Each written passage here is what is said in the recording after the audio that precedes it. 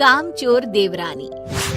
एक बार की बात है, सुषमा अपने पूरे परिवार के साथ खुशी खुशी मोहन नगर में रहती थी। उसकी 2 बहुएं थी, पल्लवी और शिवानी। एक दिन दोनों बहुएं रसोई में काम कर रही होती है कि तभी उनकी सास सुषमा उन्हें बुलाती है। अरे बहू, जरा इधर तो आना। शिवानी, जरा जाकर देखना सासू माँ क्या कह रही हैं। दीदी आप ही देख लो ना जाकर, आपको भी तो सुनाई दे रहा है। अरे मैं आटा गूंद रही हूँ ना, तुम चली जाओ। हाँ तो मैं भी तो सब्जी काट रही हूँ ना दीदी। अरे बहू जल्दी आओ। ओह, ये तो जाएगी नहीं, मैं ही जाकर देखती हूँ कि क्या करना है। पल्लवी सुषमा के कमरे में जाती है। जी मम्मी जी, क्या हुआ? शाम को घर पर कुछ मेहमान आने वाले हैं, तो तुम अच्छा सा खाना बना लेना बहू। ठीक है मम्मी जी, आप बता दीजिए क्या क्या बनाना है और कितने लोग आ रहे हैं। सुनील की मौसी जी और उनका पूरा परिवार आ रहा है। कुल मिलाकर 3 लोग और हमें मिलाकर हुए 9 लोग। तो अभी से ही तैयारी करना शुरू कर दो। और हाँ, घर की सफाई भी कर देना, हाँ अच्छे से। जी मम्मी जी, सब काम हो जाएगा, आप चिंता मत कीजिए। पल्लवी शिवानी को घर में मेहमान आने वाले हैं इसके बारे में बताती है। क्या 9 लोगों का खाना बनाना होगा, घर की सफाई करनी है? बाप रे, सासू माँ ने तो हमें घर की नौकरानी ही समझ कर रखा है। ऐसा नहीं बोलते शिवानी, हम इस घर की बहू हैं और घर के काम करना हमारा फर्ज है।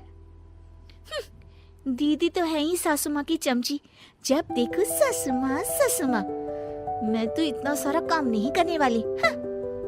शिवानी कपड़े लेकर गमला साफ कर रही होती है और चक्कर आने का नाटक करने लगती है। मेरा सर चकरा रहा है। तभी वहाँ पल्लवी और सासू माँ जाते हैं। अरे बहू, क्या हो गया तुम्हें?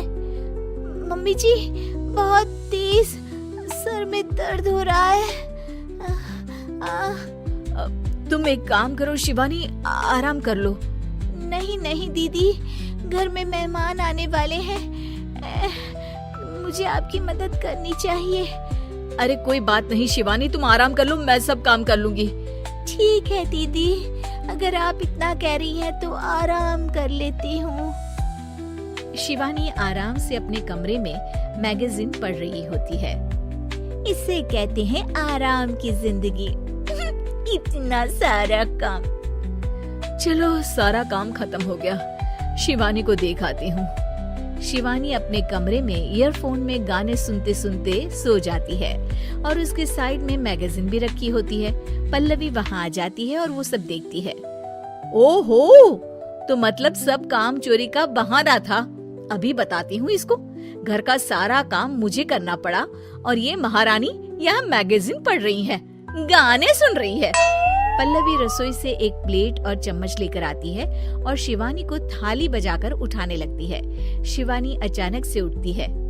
उठ गई महारानी, गाने भी सुन लिए, मैगजीन भी पढ़ ली। तुम तो बहुत बड़ी झूठी निकली शिवानी।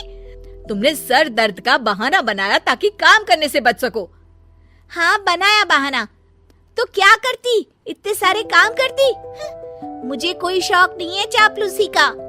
क्या चापलूसी? तुम्हें लगता है कि मैं सारे काम चापलूसी के लिए कर रही हूँ? और नहीं तो क्या। तभी वहाँ सासू माँ आ जाती हैं। अरे बहू, वो लोग बस आने ही वाले हैं, तुम तैयारियां कर लो।